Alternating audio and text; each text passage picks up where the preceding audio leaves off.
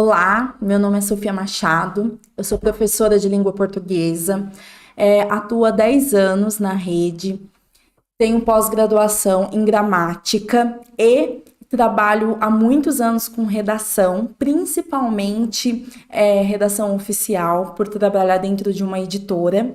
Então, eu faço muita edição de textos e eu vim tentar explicar um pouquinho para vocês uma das coisas mais importantes que eu acredito que precisamos ter para quando vamos escrever qualquer texto que seja, principalmente para vocês que precisam de termos mais técnicos e precisam também que haja um texto mais objetivo, mais conciso, que haja uma clareza também dentro dos textos. Dentro da nossa gramática, que infelizmente hoje em dia as pessoas deixaram um pouquinho de lado, só que para que um texto seja coeso, que ele tenha entendimento do leitor, se nos pautarmos dentro da gramática, tudo vai ficar mais claro. Então, hoje é isso que nós vamos começar a ver aqui e mostrar que a gramática não é um bicho de 7 cabeças para todo mundo, que ela é simples e que temos sim de sabê-la para conseguir trabalhar dentro do nosso texto. A primeira coisa que eu acho que é o mais importante é a clareza dentro do texto. Principalmente quando vamos escrever algo que de primeira pessoa tem de entender. Não tem como ficar rebatendo o que você quis dizer aqui, o que você quis dizer ali. Não tem como você ficar depois argumentando e explicando o seu texto. Então, para vocês que trabalham com textos que não tem como ficar depois editando muitas vezes, é importante muito ser claro. E para ser claro, a gente precisa de coesão. Graças a Deus, dentro da nossa língua portuguesa, temos muitas palavras, o nosso vocabulário é extenso, então a gente consegue muito ser coesos dentro do texto. Então, dentro de clareza, precisão, objetividade, tudo isso, é importante que a gente consiga, de fato, trabalhar toda a gramática. Então, para começar isso tudo, é importante que a gente pense nessa parte da gramática, que é onde todo mundo mais tem dúvida. Por exemplo, vamos começar agora com o uso dos porquês. Que todo mundo, eu acho que por conta das redes sociais, tem muita dúvida quando precisa sair da informalidade da escrita e ir para a formalidade da escrita.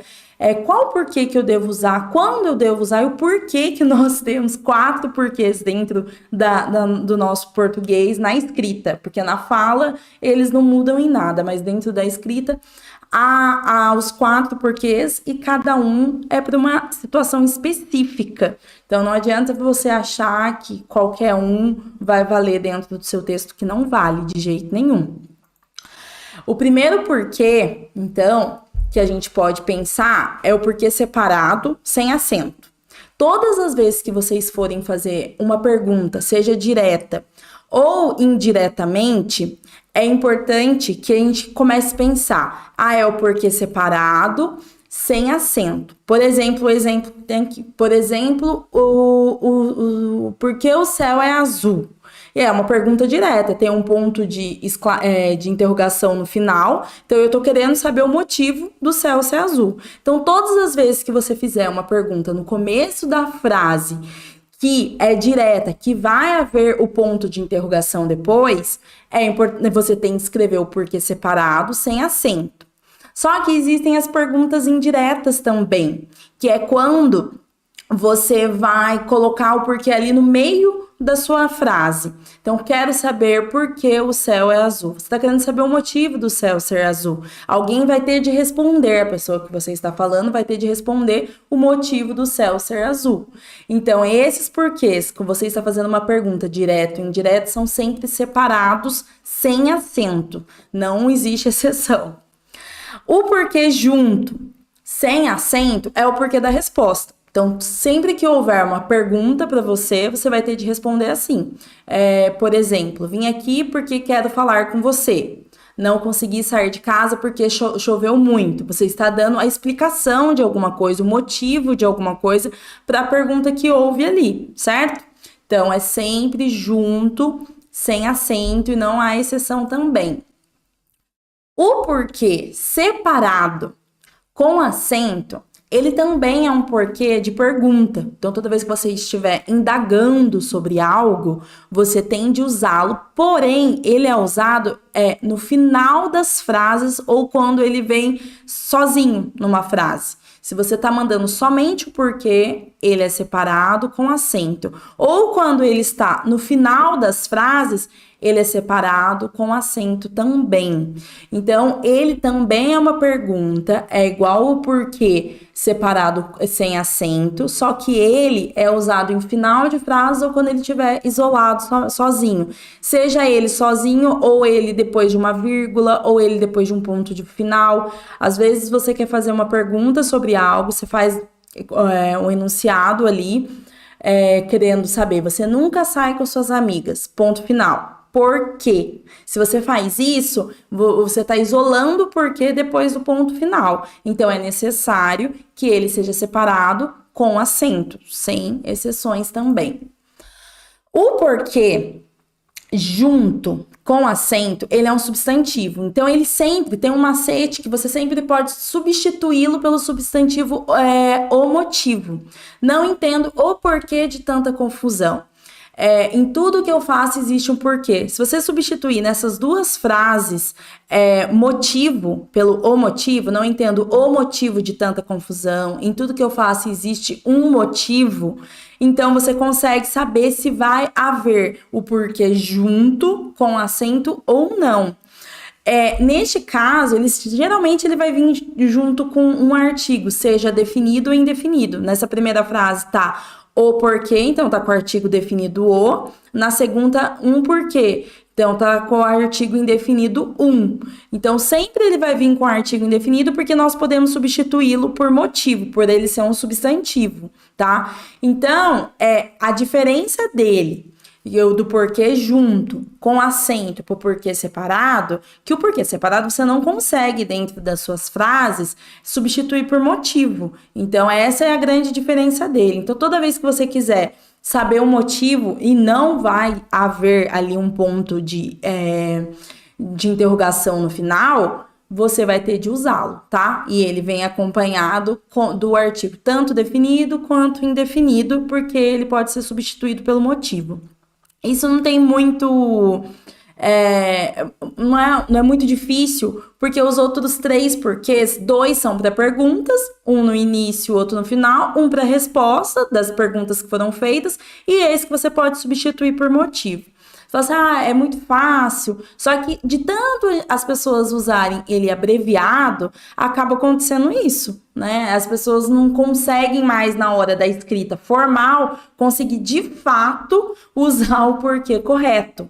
Então, não é difícil, é só colocar no seu uso diário os 4 tipos de porquês, não abreviá-lo mais, que depois ele internaliza e a gente nem consegue mais abreviá-lo, porque você já sabe quando usá-lo ou não, certo? Outra coisa que é muito importante dentro da nossa escrita é a acentuação, que também parece que está caindo em desuso por causa dos corretores ortográficos, tanto de computador quanto de celular, só que isso também acaba caindo em pegadinhas pra gente, né? As pessoas vão caindo nessas pegadinhas porque às vezes o corretor acentua errado, porque o corretor, querendo ou não, a gente tem que pensar que é uma inteligência artificial. Então, você tá querendo dizer alguma coisa e o corretor entende outra, e existem palavras, por exemplo, secretária e secretaria, são palavras que têm a mesma grafia, o que vai separá-las no entendimento que cada uma tem um significado, vai ser o acento. Então, o corretor dificilmente vai saber se você, de fato, está querendo dizer secretária ou secretaria. Então, é importante que nós saibamos, de fato, quando há a acentuação ou não. É importante a gente falar disso porque depois do novo acordo ortográfico, as pessoas começaram a achar que não há mais acento dentro da maior parte das palavras, e não foi isso que aconteceu, tá? Houve a queda de alguns acentos diante de algumas palavras, que eu falarei mais pra frente, porém, não são de todas as palavras, algumas continuam do mesmo jeito, tá? Por exemplo, aqui, para a gente relembrar uma coisa que foi vista na época de escola, né? Temos as palavras com as sílabas tônicas. O que são as sílabas tônicas? São as sílabas mais fortes da palavra. Então, quando você fala a palavra, a sílaba que mais for alta ali é a sílaba tônica. Então, nós temos as oxítonas, que a sílaba tônica sempre vai ser a última sílaba da palavra. Por exemplo, jacaré e itu. Nós temos as paroxítonas, que é a penúltima sílaba da palavra, vai ser a mais forte. Janela e caráter. E a proparoxítona, que são as antepenúltima mais forte. Sábado, fenômeno. Então, tudo isso a gente tem essa parte da acentuação. As proparoxítonas, dentro da acentuação, a gente não tem problema nenhum com elas, porque todas as proparoxítonas são acentuadas dentro da língua portuguesa. Então, todas vão ter acento, então nunca vai ter uma regrinha, proparoxítona terminada em tal letra é acentuado ou não. Todas são, sem exceções, tá? Já as nossas, por exemplo, aqui, vamos colocar esses exemplos: pêssego, vírgula, ótimo, máximo, príncipe, áspero, próximo, fôlego, último, rápido, óculos, minho, são todas palavras proparoxítonas. A sílaba tônica é a antepenúltima, então podem reparar que todas estão acentuadas, então não temos exceções dentro das proparoxítonas. As paroxítonas, elas são as penúltimas dentro da palavra, a sílaba mais forte. Então, elas têm exceções. Não são todas paroxítonas que são acentuadas. A nossa língua portuguesa, a maior parte das nossas palavras são paroxítonas. Então, não são todas as palavras que têm acento. São só as paroxítonas terminadas em R, I, N, L, U, X, AN, ão, PS e são inditongos também. Então, aqui eu tenho todos esses exemplos. Então, elas vão ter o acento na sílaba tônica, por isso que ela é chamada de paroxítona, porque é a penúltima sílaba, certo? Então, não são todas. Existem palavras, por exemplo, se eu pego janela. Janela é uma palavra paroxítona. Só que ela é terminada em A. Então, palavras paroxítonas terminadas em A, elas não têm acento. Então, é por isso que janela não tem acento. Então, essa é a regrinha das paroxítonas. Já as oxítonas, nós temos essa questão, principalmente aqui, que as pessoas ficam muito em dúvida, né? Elas são geralmente terminadas em A, E, O, EN e ENS. São essas que são as sílabas mais fortes, tá? Elas são as últimas, então a acentuação delas vão ser sempre na última. Qual que é a diferença que nós sempre vamos ver? As pessoas têm mania de transferir acentos, é isso que a gente tem de pensar quando a palavra vai para o diminutivo. Café é uma palavra oxítona, então ela vai ter o acento, porque ela é terminada em E. Só que cafezinho, ele já não passa, não é mais oxítona. Então, não leva o acento e as pessoas continuam colocando o acento no E do cafezinho. Não tem. Então, cuidado para não transferir acentos de palavras oxítonas para quando ela deixar de ser oxítona porque foi feito um diminutivo ou até mesmo um aumentativo da palavra. Então, isso não é regra. Regra é você ver qual que é a sílaba mais forte para poder ver onde que ela se encaixa. Ah, ela é uma proparoxítona, ela é uma paroxítona ou uma oxítona. Uma vez que você viu isso, daí você tem de ver se cabe dentro da regra da acentuação de cada uma delas. Se não houver acentuação em palavras paroxítonas terminadas em A, você não vai colocar o acento. Você não vai migrar o acento de quando ela era uma oxítona, ela se tornou uma paroxítona, então você não migra acentos. Tomem cuidado com isso. Nessa questão também, o que é importante eu falar? Que para todo mundo conseguir entender a questão do novo acordo ortográfico. Por que que houve o acordo ortográfico? E a gente tem de entender algumas coisas dentro da acentuação que foi para tentar unificar dentro do português, tanto o português do Brasil quanto o português de Portugal e de outros países na África que são falados, né? Então, eu vou tentar explicar um pouquinho, passar por isso, para vocês poderem depois ficar mais clara essa parte do acordo ortográfico. As vogais, como todo mundo conhece, são o centro da sílaba. Como A, E, I, O, U sempre vão ser o centro das sílabas. Todas as sílabas vão haver uma vogal para poder formar uma palavra. Nós temos as consoantes, que são todas as outras letras, e temos as semivogais. O que são semivogais? É quando nós vamos fazer a separação silábica e há o encontro de duas sílabas dentro da mesma sílaba. Então, por exemplo, eu tenho dentro de uma sílaba a vogal A e a vogal I. Então, a vogal A vai ser chamada de vogal mesmo. E o I a gente chama de semivogal. Eu vou dar uns exemplos para ficar mais fácil para todo mundo. Por exemplo, livro. A gente vai ter a consoante L, o I, que é uma vogal, o V e o R, que são consoantes, né? E o O, que é uma vogal. Daí, janela, a mesma coisa. O J, que é uma consoante, o A, que é uma vogal, o N, consoante, o E, vogal, e assim vai. Olha, a feira tem a consoante F, a vogal E, a semivogal I, o R, que é consoante, e o A, que é vogal, certo? Então, uma vez que a gente tem isso, fica bem mais fácil da gente entender. Faz a separação silábica. O F e o I vão ficar dentro da mesma sílaba. Então, a vogal E, a gente vai chamar o E de vogal, e o I, por estar dentro da mesma sílaba, nós vamos chamar de semivogal. Certo? Então, quando há um encontro de duas vogais dentro da mesma sílaba, a gente chama de vogal e semivogal.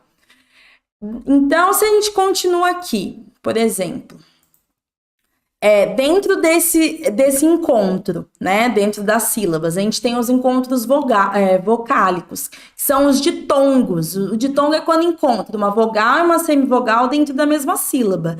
Então, a gente tem o ditongo crescente e o ditongo decrescente. O que é o ditongo crescente? É quando, primeiramente, vem a semivogal, que ela não é tão forte dentro da nossa palavra ali, e depois vem a vogal. Por exemplo, quase. O U é uma semivogal, porque a gente não escuta muito U. O que mais nós vamos ouvir é o A. Então, é a semivogal, depois a vogal. E o decrescente, ele é ao contrário. Primeiro vai ser a vogal, que é a mais forte, e depois a semivogal, que é mais fraco. Por exemplo, muito, a gente vai escutar mais o U do que o I.